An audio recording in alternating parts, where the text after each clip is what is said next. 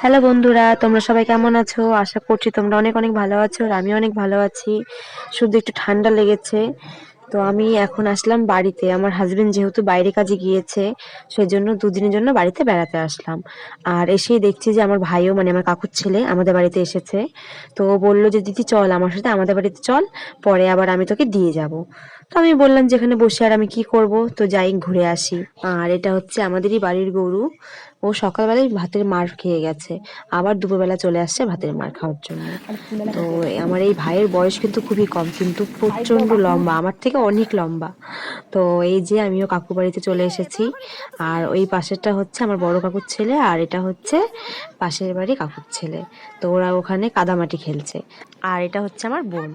প্রচন্ড লজ্জা পাচ্ছিল ওর ভিডিও করছি বলে। তো এই যে এখন আমরা যাচ্ছি সেন্টারে ভাই আর কাকির জন্য ওষুধ আনতে। তো চলো দেখতে থাকো আমাদের সেন্টার। তো চলো দেখতে থাকো।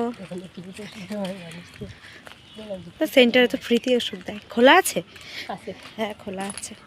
তো সেন্টারে গিয়ে দেখি যে সেন্টারের দরজাগুলো খোলা, কিন্তু ঘরের ভেতরে কেউ নেই। সেজন্য ওপরে যাচ্ছিলাম যে দেখতে যে ওপরে কেউ আছে কিনা। এমনি নিচের থেকে ওষুধ টষুধ সবই দেয়, কিন্তু কেউ ছিল না। তো আমাদেরকে একটু বসতে বললো, তাই জন্য আমরা বসে আছি।